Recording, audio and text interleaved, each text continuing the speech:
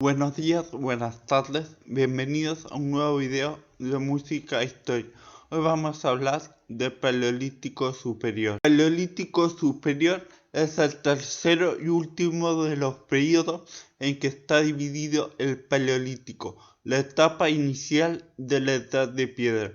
Está caracterizado por la preponderancia de las industrias líticas englobadas en el modo técnico 4 y clasificadas en distintas cronoculturas: chattelperroniense, aurignaciense, gravetiense, solutrense y magdaleniense, según los yacimientos epónimos de Francia donde fueron identificadas. Se extiende aproximadamente entre los años 40.000 a 30.000 antes del presente y 12.000 a 10.000 antes del presente.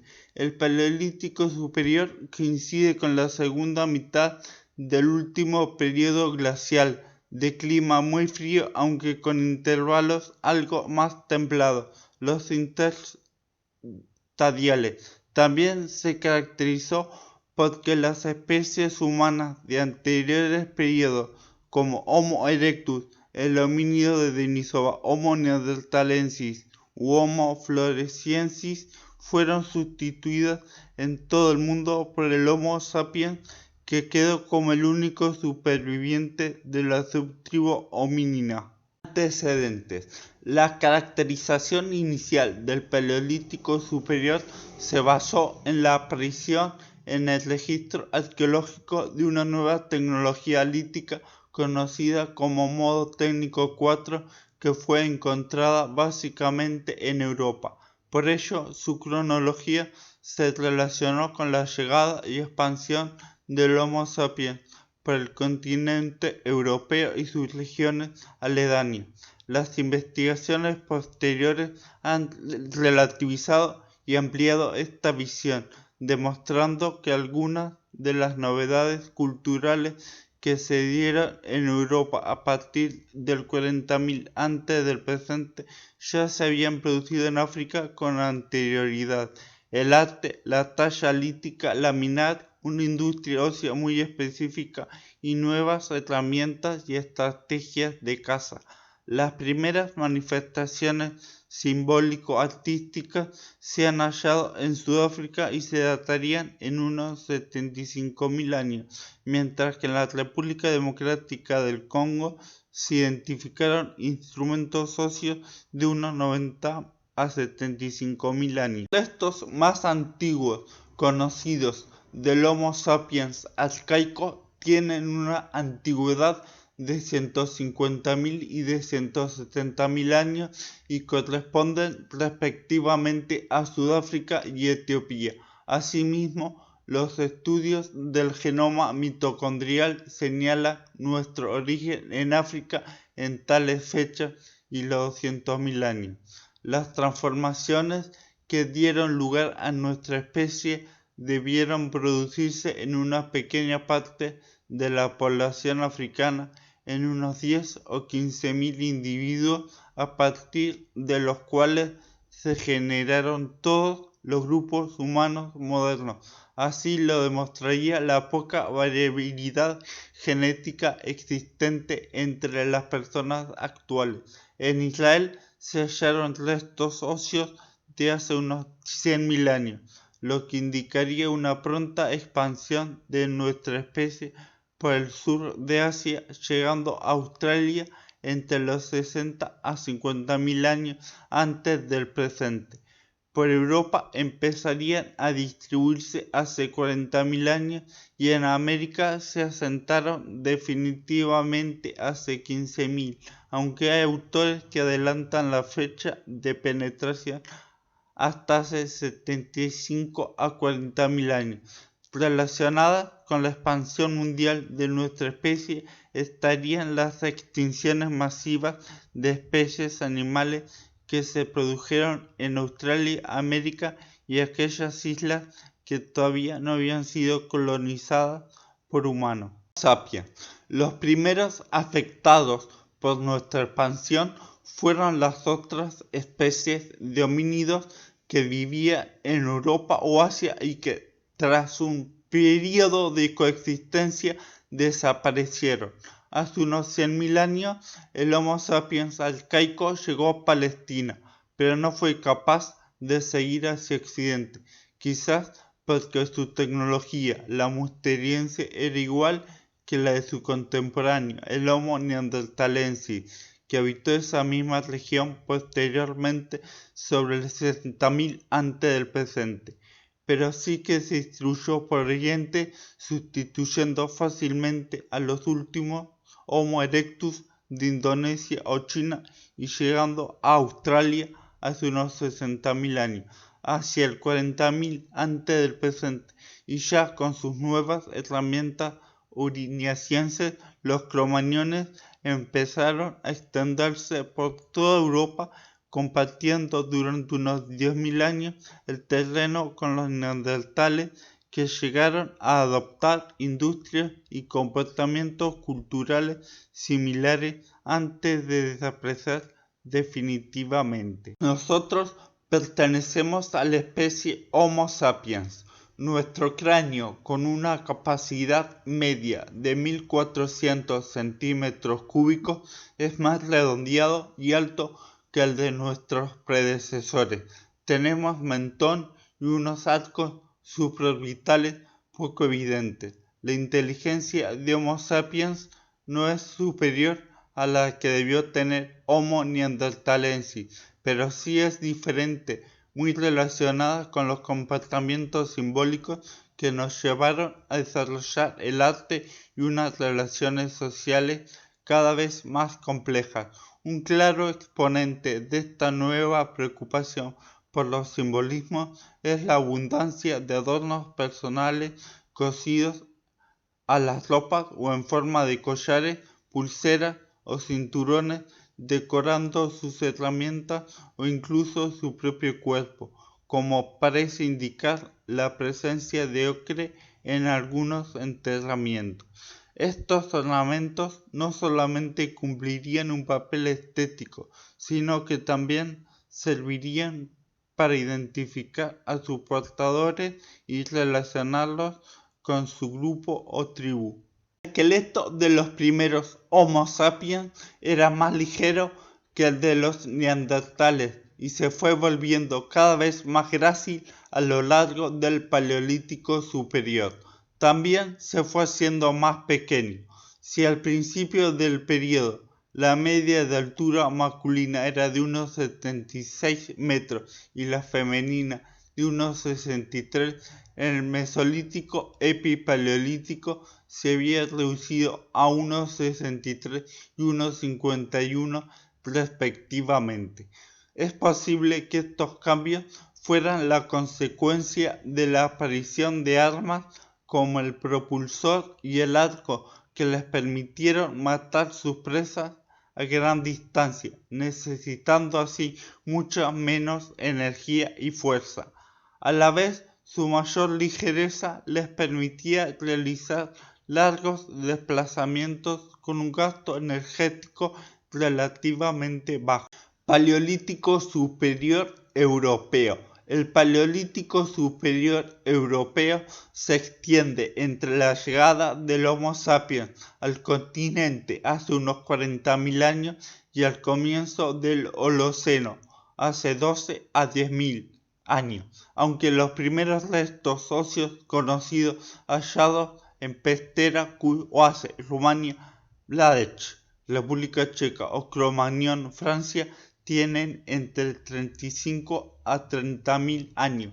Durante ese tiempo se desarrollaron una serie de técnicas basadas en la talla laminar o modo técnico 4, mediante la cual las lascas obtenidas alcanzaban un alto índice de estandarización y especialización. Estas láminas u hojas presentan una tendencia a ser progresivamente más largas y pequeñas. Se diferencia entre raspadores, buriles, láminas de dorso trabajado y puntas foliáceas trabajadas mediante la percusión y o presión. Además, hay una abundante industria ósea entre la que destacan las azagallas, los bastones perforados, agujas, arpones, anzuelos, espátulas, etc. Paralelo a esta evolución apareció el arte, medio de expresión simbólico que encontramos sobre diversos soportes: pinturas, parietales, estatuillas y esculturas. Los principales complejos culturales relacionados con todos estos instrumentos son: Châtel Perroniense, 40.000 a 35.000 antes del presente, identificado en el centro y suroeste de Francia y el norte de España. Parece ser que derivó del musteriense, representando una fase de transición hacia el siguiente. Aurignaciense, 38.000 a 25.000 antes del presente. Se encuentra en Europa y suroeste de Asia, pudiendo haber sido contemporáneo del perigordiense, una controvertida agrupación del definido anteriormente y el posterior gravetiense. Abundancia de raspadores, láminas de dorso y azagallas. Gravetiense, 25.000 a 20.000 antes del presente. Desde Francia hasta Rusia, presenta elementos de dorso acabados en punta, ladera y una importante expansión del arte mueble. Solutrense, 20.000 a 17.000 antes del presente. Su limitada distribución está restringida a la península ibérica y Francia. Sus artefactos característicos son unas puntas en forma de hoja de laurel, de sauce o con aletas fabricadas con retoque plano.